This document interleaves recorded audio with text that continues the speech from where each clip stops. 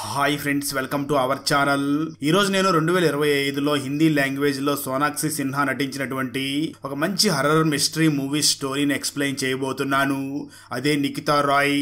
ఈ మూవీ గురించి one line లో చెప్పాలి అంటే, తన తమ్ముడు మరణం వెనక దాగి ఉన్న రహస్యం ఏమిటి, తన తమ్ముడు నిజంగానే ఆత్మహత్య చేసుకున్నాడా, లేదా ఎవరైనా తనని హత్య చేశారా, లేదా దెయ్యమే తన తమ్ముడిని చంపిందా లేదా అని ఆ నిఖిత ఎలా కనిపెట్టింది అన్నదే ఈ మూవీ స్టోరీ. ఇక టైం వేస్ట్ చేయకుండా వీడియోలోకి వెళ్ళిపోదాం. Now let's start our video.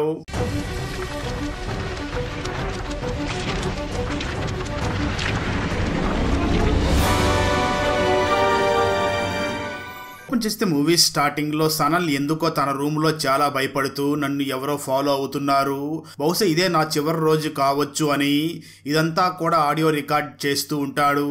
సరిగ్గా అదే సమయంలో తన ఇంటి దగ్గరికి ఏదో ఒక దెయ్యం వస్తుంది. దాన్ని చూసినటువంటి సనల్ చాలా భయపడిపోతూ తన ప్రాణాలని కాపాడుకోవడానికి తన కారులో అక్కడి నుంచి వేగంగా తప్పించుకుని వెళ్లిపోతూ ఉంటాడు. అలా సనల్ వేగంగా వెళుతూ ఉండగా సడన్ గా కొంత దూరం వెళ్లిన తర్వాత సనల్ కారు మీద ఆ దెయ్యం దూకుతుంది. దాంతో సనల్ తన ప్రాణాలను కాపాడుకోవడానికి కారుని అక్కడే వదిలేసి పక్కనే ఉన్న నదిలోకి దూకేస్తాడు. అలా నదిలోకి దూకినటువంటి సనల్ పైకి రాబోతూ ఉండగా ఆ దెయ్యం సనల్ కాళ్ళు పట్టుకుని వాటర్ లోకి లాగేస్తుంది. అలా సనల్ అక్కడే చనిపోతాడు. ఆ తర్వాత రోజు మార్నింగ్ పోలీసులు ఆ నది దగ్గరికి వచ్చి సనల్ బాడీని బయటికి తీసి బాడీ మీద ఎటువంటి గాయాలు లేవు, బహుశా ఇది ఆత్మహత్య అయి ఉంటుంది అని అనుకుంటూ ఉంటారు. ఇక్కడే మనకు ఆ సనల్ సిస్టర్ అయినటువంటి నిఖితాని చూపించడం జరుగుతుంది. ఈ Nikhita superstition in modern days అనే ఒక పుస్తకాన్ని కూడా రాసి ఉంటుంది. నిఖితా సనల్ ఇద్దరూ కూడా అసలు ఈ ప్రపంచంలో దెయ్యాలు భూతాలు అనేటివి ఏమీ లేవు అని నమ్ముతూ ఉంటారు. వీటి వెనక ఉన్న నిజాలన్నింటినీ కూడా బయటికి తీసుకువచ్చే ప్రయత్నం చేస్తూ ఉంటారు. నిజానికి సనల్ కి IRC అనే ఒక ఏజెన్సీ కూడా ఉంటుంది. అది ప్రపంచంలో ఇటువంటి మోసాలు జరుగుతూ ఉండగా వాటి వెనక ఉన్న నిజాలన్నింటినీ కూడా బయటికి తీసుకువచ్చే ప్రయత్నం చేస్తూ ఉంటుంది. సరిగ్గా అదే సమయంలో సనల్ మరణం గురించి నిఖితాకి తెలియడంతో, 2 రోజుల క్రితం సనల్ నాతో బాగానే మాట్లాడాడు కదా, సడన్ గా ఎలా ఆత్మహత్య చేసుకున్నాడు అంటే ఖచ్చితంగా ఇది ఆత్మహత్య అయితే కాదు, ఎవరో హత్య చేసినట్లు ఉన్నారు, అసలు ఆ సనల్ మరణం వెనక దాగిన రహస్యం ఏమిటో కనుక్కోవాలి అని నిఖిత వెంటనే అక్కడికి బయలుదేరి వస్తుంది. అప్పుడే నిఖిత దగ్గరికి జోలీ అనే ఒక వ్యక్తి వచ్చి కలుస్తాడు. నిజానికి జోలీ మరియు నిఖిత ఇద్దరు కూడా ఇంతకు ముందు ప్రేమించుకుని ఇద్దరికి బ్రేకప్ అయి ఉంటుంది. ఎందుకంటే ఈ నిఖిత దేనికి భయపడకుండా చాలా ధైర్యంగా ఉంటూ ఉంటుంది. కానీ జోలీ మాత్రం ప్రతి చిన్నదానికి భయపడుతూ ఉంటాడు. దాంతో ఇద్దరికి సెట్ అవ్వదు అని ఇద్దరు కూడా విడిపోయి ఉంటారు. కానీ ఇప్పుడు జోలీ ఒంటరిగా ఉందని, చనిపోయినటువంటి ఆ సనల్ ని జోలీకి కూడా ఫ్రెండ్ కావడంతో ఎలాగైనా నిఖితాకి హెల్ప్ చేయాలి అని తన ఒక పెద్ద సోషల్ మీడియా ఇన్ఫ్లుయెన్సర్ అయినప్పటికీ తన పనులన్నీ కూడా పక్కన పెట్టి ఆ నిఖితాకి హెల్ప్ చేయాలి అని నిఖితా దగ్గరే ఉంటూ ఉంటాడు. ఆ తర్వాత నిఖిత మరియు జోలీ ఇద్దరు కూడా ఎక్కడైతే సనల్ చనిపోయాడో ఆ ప్లేస్ దగ్గరికి వెళ్లి చూడగా అక్కడ వాళ్ళకి ఏది అనుమానాస్పదంగా కనిపించదు. అక్కడ నిజంగానే ఆ సనల్ ఆత్మహత్య చేసుకుని చనిపోయాడేమో అన్నట్లుగా కనిపిస్తూ ఉంటుంది. ఆ వెంటనే నిఖిత మరియు జోలీ ఇద్దరు కూడా ఆ సనల్ స్థాపించినటువంటి IRC ఏజెన్సీ దగ్గరికి వెళ్తారు. అక్కడికి వెళ్ళిన నిఖిత ఈ సనల్ చివరిసారిగా ఏ ప్రాజెక్ట్ మీద వర్క్ చేశాడో అవన్నీ కూడా తెలుసుకుంటుంది. నిజానికి సనల్ ఆ IRC ఏజెన్సీని దెయ్యాలు ఆత్మల వెనక దాగి ఉన్న నిజాలని బయటికి తీసుకురావడం కోసం స్థాపించి ఉంటాడు. కానీ ప్రెజెంట్ అక్కడ వర్క్ చేస్తున్న వాళ్ళందరూ కూడా వీటన్నిటిని నమ్మడం మొదలుపెట్టి ఉంటారు. ఎందుకంటే వాళ్ళందరూ కూడా సనల్ నిజంగానే ఆత్మహత్య చేసుకున్నాడు అని భావిస్తూ ఉంటారు. ఎందుకంటే ఆ సనల్ రికార్డ్ చేసిన ఆడియోలో నేను నమ్మిన సిద్ధాంతాలన్నీ కూడా ఇప్పుడు తప్పుని నాకు అర్థం అవుతున్నాయి, నేను నా సిస్టర్ నిఖితాని కూడా ఈ తప్పుడు మార్గంలోనే నడిపించాను అని, కానీ నిజానికి ఇవన్నీ కూడా ఉన్నాయి అని ఆ సనలే రికార్డ్ చేసి ఉంటాడు. నిజానికి అమర్దేవ్ అనే వ్యక్తి సనల్ కి నువ్వు 3 రోజుల్లో ఖాళీ శక్తుల వల్ల చనిపోతావు అని హెచ్చరించి ఉంటాడు. కానీ మొదట్లో ఆ సనల్ అవేమీ కూడా పట్టించుకుని ఉండడు. కానీ 3వ రోజు అవన్నీ కూడా నమ్మడం మొదలుపెట్టి తన ఇల్లు మొత్తం కూడా రాక్షసుల డ్రాయింగ్లు వేసి పెట్టి ఉంటాడు. దాంతో ఆ నిఖిత తప్ప ఆ ఏజెన్సీలో ఉన్న వాళ్ళందరూ కూడా అమరదేవ్ కి చాలా భయపడిపోతూ ఉంటారు. అయితే నిఖిత మాత్రం నా తమ్ముడు సనల్ ఆ అమరదేవ్ కి సంబంధించిన ఏదో నిజాన్ని బయట పెట్టడానికి ప్రయత్నించినట్లుగా ఉన్నాడు, అందుకే ఆ అమరదేవ్ నా తమ్ముడిని చంపించినట్లుగా ఉన్నాడు అనిపిస్తూ ఉంటుంది. కానీ అక్కడ ఉన్న వాళ్ళు ఎవరో కూడా ఆ నిఖితాకి హెల్ప్ చేయడానికి రెడీగా ఉండరు. కేవలం జోలీ ఒక్కడ మాత్రమే ఆ నిఖితాకి హెల్ప్ చేయడానికి రెడీగా ఉంటాడు.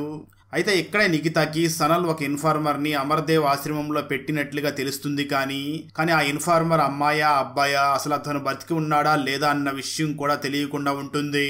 అయితే ఆ అమర్దేవ్ కి మాత్రం చాలా పెద్ద ఆశ్రమం ఉంటుంది. అక్కడ తను చాలా మాయాజాలాలు చేస్తూ తనకు ఉన్న శక్తుల ద్వారా కొన్ని వ్యాధుల్ని కూడా నయం చేస్తూ, డిప్రెషన్ లో ఉన్న వాళ్ళని కూడా నార్మల్ చేస్తూ, దెయ్యం పట్టిన వాళ్ళని కూడా దెయ్యం వదిలిస్తూ ఉంటాడు. ఈ అమరదేవ్ చాలా ధనవంతుడు. ఎందుకంటే చాలా లక్షల మంది అతన్ని చాలా గుడ్డిగా నమ్ముతూ ఉంటారు. ఆఖరికి ప్రభుత్వం, పోలీసులు కూడా అతని కంట్రోల్లోనే ఉంటారు. నిఖితా మాత్రం ఇక్కడ ఉన్న పోలీసులు ఎవరో కూడా నాకు సహాయం చెయ్యరు అని సనల్ రికార్డ్ చేసినటువంటి ఆ ఆడియోస్ అన్నిటినీ కూడా మళ్ళీ వినడం మొదలు పెడుతుంది. దానిలో ఆ సనల్ ఇలా రికార్డ్ చేసి ఉంటాడు. నేను ఒకసారి అమర్దేవ్ ఆశ్రమం దగ్గరికి వెళ్ళినప్పుడు నా కళ్ళ ముందే తను ఒక స్త్రీని డిప్రెషన్ నుంచి బయటికి తీసుకుని వచ్చాడు. కానీ నేను అమర్దేవ్ కి వ్యతిరేకంగా సాక్ష్యాలని సేకరిస్తున్నాను అని తెలుసుకున్నటువంటి అమర్దేవ్ నా దగ్గరికి వచ్చి నువ్వు 3 రోజుల్లో చనిపోతావని నాకు వార్నింగ్ ఇచ్చాడు. కానీ నేను మాత్రం అవేమీ పట్టించుకోలేదు. కానీ 2వ రోజు నుంచి కూడా నాకు వింత సంఘటనలు జరగడం మొదలయ్యాయి. అసలు 2వ రోజు నేను అస్సలు నిద్రే పోలేదు. నాకు చాలా వింత శబ్దాలు వినిపించాయి అని అందులో రికార్డ్ చేసి ఉంటాడు. అది మొత్తం విన్నటువంటి నిఖిత డైరెక్ట్ గా సనల్ ఉన్న ఇంటి దగ్గరికి వెళ్తే ఏమైనా తెలుస్తుంది అని సనల్ ఇంటి దగ్గరికి వెళ్లి చూడగా ఆ ఇంట్లో చాలా దెయ్యాల బొమ్మలన్నీ డ్రా చేసి ఉంటాడు. అంటే నిజానికి ఆ సనల్ చనిపోయేటప్పటికీ తను నిజంగా దెయ్యాలని నమ్ముతూ ఉంటాడు. ఆ వెంటనే నిఖిత ఆ సనల్ ల్యాప్టాప్ ని ఓపెన్ చేయగా అందులో కూడా ఎటువంటి ఆధారాలు దొరకకుండా ఉంటాయి. కేవలం ప్రియా అనే అమ్మాయి నుంచి సనల్ కి ఒక మెయిల్ మాత్రమే వచ్చి ఉంటుంది. అందులో ప్రియా నేను నీకు ఒక ప్యాకేజ్ ని పంపించాను అని చెప్పి ఒక మెయిల్ పంపించి ఉంటుంది. కానీ ఆ ప్యాకెట్ ని సనల్ ఇంకా తీసుకుని ఉండడు. ఆ మెయిల్ ని చదివినటువంటి నిఖిత అంటే సనల్ కి ఉన్న ఇన్ఫార్మర్ ఈ ప్రియానే అయి ఉంటుంది అని అనుకుంటూ ఉంటుంది. ఆ తర్వాత నిఖిత మళ్ళీ ఆ సనల్ రికార్డ్ చేసినటువంటి ఆ ఆడియోస్ ని వినడం మొదలు పెడుతుంది. అందులో సనల్ మాట్లాడుతూ 2వ రోజు రాత్రి నేను అసలు నిద్రే పోలేదు. రాత్రి అంతా కూడా మేలుకునే ఉన్నాను. నాకు చాలా వింత శబ్దాలు వినిపించాయి అని రికార్డ్ చేసి ఉంటాడు. అలాగే 3వ రోజు రికార్డ్ లో కూడా ఆ సనల్ చాలా స్పష్టంగా రికార్డ్ చేసి ఉంటాడు. ఈ రోజు నాకు అమర్దేవ్ శాపం మీద పూర్తిగా నమ్మకం కలిగింది. నేను త్వరలోనే చనిపోతున్నాను అని ఆ ఆడియోలో రికార్డ్ చేసి ఉంటాడు. ఇది మొత్తం విన్నటువంటి ఆ నిఖితాకి అమర్దేవ్ మీద చాలా కోపం వస్తూ ఉంటుంది. ఆ తర్వాత నిఖిత వెంటనే జోలీని తీసుకుని అమర్దేవ్ ఆశ్రమానికి తీసుకుని వెళ్ళగా ఆ సమయంలో అక్కడ అమర్దేవ్ ఒక వికలాంగుడైనటువంటి అబ్బాయికి తన మాయాజాలంతో కాలుని రప్పిస్తాడు. ఇదంతా చూస్తున్నటువంటి నిఖితాకి ఖచ్చితంగా ఆ అబ్బాయి ఒక చైల్డ్ ఆర్టిస్ట్ అయి ఉంటాడు. తను నిజంగానే మంచివాడై ఉంటాడు. అతనికి కాలు లేనట్టుగా యాక్టింగ్ చేయించి ఈ విధంగా చేస్తున్నారు అనుకుంటూ ఉంటుంది. కానీ జోలీ మాత్రం అమర్దేవ్ మాయాజాలంని పూర్తిగా నమ్ముతూ ఈ అమర్దేవ్ నిజంగా చెడు శక్తుల్ని తొలగిస్తున్నాడు అని నమ్ముతూ ఉంటాడు. ఆ తర్వాత నిఖిత డైరెక్ట్ గా అమర్దేవ్ని ఒంటరిగా వెళ్లి కలవగా అమర్దేవ్ ఆ నిఖిత గురించి తెలుసుకుని ఇక్కడ నా గురించి తెలుసుకోవడం కోసం చాలా మంది వచ్చారు కానీ కనిపించకుండా పోయారు అని అంటాడు. అయితే ఆ మాటలు విన్న నిఖిత మాత్రం 7 రోజుల్లో నీ నిజ స్వరూపాన్ని బయట ప్రపంచానికి తెలిసేలా చేస్తాను అని అంటుంది. దానికి అమర్దేవ్ మాట్లాడుతూ నువ్వు నా గురించి 7 రోజుల్లో తెలుసుకుంటానంటున్నావు కదా, నువ్వు మరో 3 రోజుల్లో మీ తమ్ముళ్ళలాగానే గల్లంత అవుతావు అని అంటాడు. ఆ తర్వాత నిఖిత మరియు జోలీ ఇద్దరు కూడా అక్కడి నుంచి తిరిగి వెళుతూ ఉండగా నిఖిత అసలేమీ భయపడదు కానీ జోలీ మాత్రం కొంచెం భయపడుతూ ఉంటాడు. ఆ తర్వాత నిఖిత మరియు జోలీ ఇద్దరు కూడా ప్రియా సనల్ కి పంపించినటువంటి ఆ బాక్స్ ని తీసుకురావడం కోసం అక్కడికి వెళ్లి ఆ బాక్స్ ని తీసుకుని వచ్చి ఓపెన్ చేయగా ప్రియా సనల్ కి ఒక బుక్ ని పంపించి ఉంటుంది. నిఖిత వెంటనే ఆ బుక్ ని ఓపెన్ చేయగా దానిలో కూడా ఆ ప్రియా చాలా దెయ్యాల బొమ్మల్ని డ్రా చేసి ఉంటుంది. అది చూసినటువంటి నిఖితకి అసలు ఏమీ అర్థం కాదు. కానీ అక్కడికి వచ్చినటువంటి బాక్స్ మీద ప్రియా అడ్రస్ రాసి ఉంటుంది. దాంతో నిఖిత మరియు జోలీ ఇద్దరు కూడా ఆ ప్రియా ఉన్న ఇంటి అడ్రస్ దగ్గరికి బయలుదేరి వెళ్తారు. నిఖిత ఇల్లు ఒక దట్టమైన అడవి మధ్యలో ఉంటుంది. ఆ ప్రియా ఇల్లు దట్టమైన అడవి మధ్యలో ఉండగా నిఖిత మాత్రం ఏమీ భయపడకుండా జోలీని తీసుకుని ఆ ఇంటి దగ్గరికి వెళ్ళగా అక్కడ ఎవరూ ఉండరు. అయినా జోలీ ఆ ఇంటి లోపలికి వెళ్ళగా అక్కడ చాలా దుర్గంధమైన వాసన వస్తూ ఉంటుంది. అదే విధంగా ఆ ఇంటి గోడల మీద అక్కడ ఉన్న చాలా చోట్ల కూడా దెయ్యాల బొమ్మల్ని డ్రా చేసి ఉంటుంది. అక్కడ ఘోరంగా చంపబడి ఉన్నటువంటి ఒక కుక్క డెడ్ బాడీ కూడా కనిపిస్తుంది. మరో పక్క ప్రియా ఒక చెట్టు కింద ఏదో పాతి పెడుతూ ఉండగా అక్కడ నిఖిత మరియు జోలీ వచ్చి ఉండడంతో ప్రియా వాళ్ళని చూసి చాలా భయపడిపోతూ వీళ్ళు నన్ను చంపడానికి వచ్చారు అని భయపడుతూ ఓజాంగ్ ఓజాంగ్ అంటూ గట్టిగా అరుస్తూ ఉంటుంది. నిఖిత మాత్రం ఈ ప్రియా ఎవరిని పిలుస్తుంది అని చుట్టూ చూస్తుంది కానీ అక్కడ ఎవరో కూడా వాళ్ళకి కనిపించరు. అయితే ప్రియా మాత్రం నిఖితాని మరియు ఆ జోలీని చూసి చాలా భయపడిపోతూ కత్తి తీసుకుని తన పీక కట్ చేసుకుని తనకు తానుగా ఆత్మహత్య చేసుకుంటుంది. ఆ నిఖిత ప్రియాని మాత్రం కాపాడలేకపోతుంది. ఆ తర్వాత నిఖిత ఇక్కడ ఉంటే ఈ హత్య కేసులో మనం ఇరుక్కుంటాము అని ప్రియా డెడ్ బాడీని అక్కడే వదిలేసి అక్కడి నుంచి నిఖిత మరియు జోలీ వెళ్లిపోతారు. ఇది మొత్తం చూసినటువంటి జోలీ ఆ అమర్దేవ్ నిజాలని బయట పెట్టడానికి ప్రయత్నించిన ఇద్దరు చనిపోయారు. నువ్వు కూడా ఈ కేసు గురించి ఇంకెక్కువగా ఆలోచించకు, ఇక్కడి నుంచి నువ్వు వెళ్లిపో, నేను కూడా నీకు సహాయం చెయ్యను అని చెప్పి జోలీ అక్కడి నుంచి వెళ్లిపోతాడు. అయితే నిఖిత మాత్రం లేదు, నా తమ్ముడు మరణం వెనక దాగి ఉన్న నిజాన్ని తెలుసుకోవాలి అని ఆ ప్రియా పంపించినటువంటి పుస్తకాన్ని మళ్ళీ చదవడం మొదలు పెడుతుంది. అప్పుడే తనకి ఆ పుస్తకంలో ఒక చిన్న చిప్ ఒకటి దొరుకుతుంది.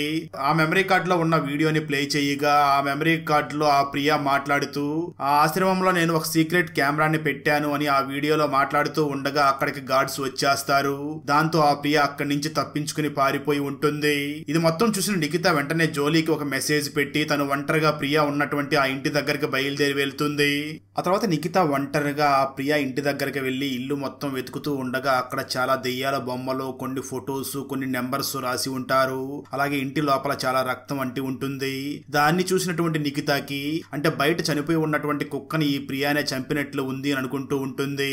అలా అనుకుంటూనే ఇల్లు మొత్తం వెతుకుతూ వెంటనే బయటకు వచ్చి ఆ ప్రియా నిన్న ఎక్కడైతే ఒక చెట్టు కింద ఏదో పాతి పెడుతుంది కదా ఆ ప్లేస్ కి వెళ్లి చూడగా అక్కడ నిఖితకి ఒక లిక్విడ్ దొరుకుతుంది. దాన్ని చూసినటువంటి నిఖిత దీన్ని తీసుకుని వెళ్లి టెస్ట్ చేస్తే ఏదన్నా ఆధారాలు దొరుకుతుంది అని ఆ లిక్విడ్ ని తన దగ్గరే పెట్టుకుంటుంది. సరిగ్గా అదే సమయంలో మొదట్లో సనల్ దగ్గరికి వచ్చినటువంటి దెయ్యం అక్కడికి వచ్చి ఆ ప్రియ ఇంటి ముందు చనిపోయి ఉన్న ఆ కుక్కను తింటూ ఉంటుంది. అది చూసినటువంటి నిఖిత చాలా భయపడుతూ అక్కడి నుంచి పారిపోవడానికి ప్రయత్నిస్తూ ఉంటుంది. ఆ దెయ్యం నిఖితాని కూడా తరుముతూ ఉండగా సరిగ్గా అదే సమయంలో జోలీ అక్కడికి రావడంతో నిఖిత జోలీతో పాటు అక్కడి నుంచి వెళ్లిపోతుంది. కానీ ఫస్ట్ టైం నిఖితాకి ఆ రోజు ఒంటరిగా ఉండాలి అంటే భయపడి జోలీని ఆ రోజు రాత్రి తన దగ్గరే ఉండమని అడుగుతుంది. ఎందుకంటే అప్పటి వరకు దెయ్యాలు లేవు అని బలంగా నమ్ముతున్నటువంటి ఆ నిఖితకి ఫస్ట్ టైం తనకి దెయ్యం కనిపించడంతో అసలు నిజంగా దెయ్యాలు ఉన్నాయా లేవా అని అర్థం కాని స్థితిలో ఉంటుంది. ఆ వెంటనే నిఖిత తనకి ఆ ప్రియ ఇంటి దగ్గర దొరికినటువంటి లిక్విడ్ ని ఐఆర్సీ ఏజెన్సీ దగ్గరికి తీసుకుని వెళ్లి దాన్ని టెస్ట్ చేయమని చెప్తుంది. వాళ్ళు టెస్ట్ చేసి ఇది పూర్తిగా వాటరే, ఇందులో ఎటువంటి కెమికల్ లేవు అని చెప్తారు. వాళ్ళు వెంటనే ఆ నిఖితాని చూసి ప్లీజ్ ఇప్పటికైనా ఈ కేసుని ఇక్కడతో వదిలేయి అని అంటూ ఉంటారు. మరోపక్క పోలీసులు ఆ ప్రియ మరణం గురించి ఇన్వెస్టిగేషన్ చేస్తూ ఉండగా అక్కడ వాళ్ళకి నిఖిత మరియు జోలీ ఆధారాలు దొరుకుతాయి. కాబట్టి వాళ్ళు వెంటనే వీళ్ళని ప్రశ్నించడం కోసం వీళ్ళ దగ్గరికి రాగా నిఖిత మరియు జోలీ ఇద్దరు కూడా పోలీసులకు సహకరిస్తారు. పోలీసులు వెంటనే వాళ్ళని పోలీస్ స్టేషన్ కి తీసుకుని వెళతాము అని చెప్పి పోలీస్ స్టేషన్ కి కాకుండా అమర్దేవ్ ఆశ్రమానికి తీసుకుని వెళతారు. అంటే అమర్దేవ్ ఈ పోలీసుల్ని కూడా కొనేసి ఉంటాడు. ఆ అమర్దేవ్ ప్రియా చనిపోయినటువంటి కేసులో నిఖితాని ఇరికిస్తాను అని భయపెట్టడానికి ప్రయత్నిస్తాడు. కానీ ఆ నిఖిత మాత్రం ఏమీ భయపడకుండా అక్కడి నుంచి ఇంటికి వెళ్లిపోతుంది. అలా ఇంటికి వచ్చినటువంటి నిఖిత ప్రియా పంపించినటువంటి ఆ బుక్ లో ఏముందో అని మళ్ళీ చెక్ చేస్తూ ఉండగా అక్కడ కొన్ని సీక్రెట్ కోడ్స్ ఉంటాయి. ఆ సీక్రెట్ కోడ్స్ అన్ని కూడా ఎవరూ వెళ్ళనటువంటి ఒక సీక్రెట్ ప్రదేశం గురించి చూపిస్తూ ఉంటాయి. దాంతో జోలీ మరియు నిఖిత ఇద్దరూ కూడా ఆ ప్లేస్ కి వెళ్ళగా అక్కడ ఒక ఇల్లు ఉంటుంది. నిఖిత ఇంటి లోపలికి వెళ్లి వెతుకుతూ ఉండగా జోలీ మాత్రం ఇంటి బయట వెతుకుతూ ఉంటాడు. అలా ఇంటి లోపల వెతుకుతున్నటువంటి నిఖితకి మళ్ళీ అక్కడ దెయ్యం కనిపిస్తుంది. అదే విధంగా అక్కడ చాలా డెడ్ బాడీస్ ఉంటాయి. అక్కడ చనిపోయి ఉన్నటువంటి డెడ్ బాడీస్ ని ఆ దెయ్యం తింటూ ఉంటుంది. ఆ దెయ్యం ఈసారి చాలా సీరియస్ గా నిఖిత మీద దాడి చేస్తుంది. నిఖిత తన ప్రాణాలని కాపాడుకోవడం కోసం జోలీ దగ్గరికి వచ్చి అక్కడ స్పృహ కోల్పోతుంది. అయితే జోలీ మాత్రం నిఖితకి ఈ విధంగా జరగడానికి ఆ అమర్దేవ్ ఇచ్చిన శాపం వల్లే జరుగుతుంది అని, ఆ శాపం నిఖితకి ఏమీ తగలకుండా ఉండాలి అని నిఖితని ఆ అమర్దేవ్ దగ్గరికే తీసుకుని వెళ్తాడు. అప్పుడే స్పృహలోకి వచ్చినటువంటి నిఖిత అక్కడ ఉన్నటువంటి అమర్దేవ్ని చంపాలి అన్నంత కోపంతో ఉంటుంది. కానీ అక్కడ ఉన్న తన భక్తులు మాత్రం ఇప్పుడు ఇతన్ని చంపేస్తే ఇతన్ని ఒక హీరోలాగా చూస్తారు, సరైన సాక్ష్యాలతో ఇతను దొంగను నిరూపించాలి అనుకుని కోపంగా అక్కడి నుంచి వెళ్లిపోతుంది. ఎందుకంటే నిఖితాని అక్కడికి తీసుకొచ్చినటువంటి జోలీ అమర్దేవ్ని పూర్తిగా నమ్ముతూ తనని పూజిస్తూ ఉంటాడు. దాంతో నిఖిత ఇంకా జోలీని నమ్మి ఎటువంటి ఉపయోగం లేదు అని చాలా కోపంగా ఒంటరిగా అక్కడి నుంచి ఇంటికి వెళ్లిపోతుంది. అక్కడి నుంచి కోపంగా ఇంటికి వచ్చినటువంటి నిఖితకి అక్కడ మళ్ళీ ఆ రాక్షసి గురించే గుర్తు చేసుకుంటూ చాలా భయపడుతూ ఉంటుంది. అప్పుడే నిఖితకి ఆ అమర్దేవ్ చెప్పినటువంటి మాటలు గుర్తుకు వస్తాయి. అవేమిటి అంటే ఆ రాక్షసి నుంచి తప్పించుకోవాలి అంటే ఒకే ఒక్క మార్గం ఉంది, అది ఏదైనా బ్రతికి ఉన్న జీవిని బలివ్వాలి అని చెప్పిన మాటలు గుర్తుకు వస్తాయి. దాంతో ఆ నిఖిత వెంటనే ఒక పిల్లిని పట్టుకుని దాన్ని చంపే ప్రయత్నం చేస్తుంది. కానీ సడన్ గా ఆ పిల్లిని చంపకుండా ఎందుకు నేను ఈ విధంగా ప్రవర్తిస్తున్నాను అని చాలా బాధపడుతూ తన స్పృహ కోల్పోతుంది. మరోపక్క జోలీ ఆ ప్రియా చనిపోయే ముందు ఓజాంగ్ ఓజాంగ్ అంటూ చనిపోయింది అని, అసలు ఓజాంగ్ అంటే ఏమిటి అని గూగుల్లో సెర్చ్ చేస్తూ ఉంటాడు. అప్పుడే జోలీకి ఓజాంగ్ అనేది ఒక మొక్క పేరు అని, ఆ మొక్క నుంచి ఒక ప్రత్యేకమైన డ్రగ్ ని తయారు చేస్తారు అని తెలుస్తుంది. ఇది మొత్తం తెలుసుకున్న జోలీ అంటే నిఖితా అనుమానిస్తున్నదంతా కూడా నిజమే అనుకుని వెంటనే నిఖితాని కలవడానికి తన ఇంటి దగ్గరికి వెళ్ళగా నిఖితా స్పృహ కోల్పోయి ఉంటుంది. జోలీ వెంటనే ఆ నిఖితాని లేపి తనకు జరిగిందంతా కూడా ఎక్స్ప్లెయిన్ చేసి, ఆ తర్వాత నిఖితాకి బాగోలేదు అని జోలీ వెంటనే నిఖితాని అమరదేవ్ ఆశ్రమానికి తీసుకుని వెళ్తాడు.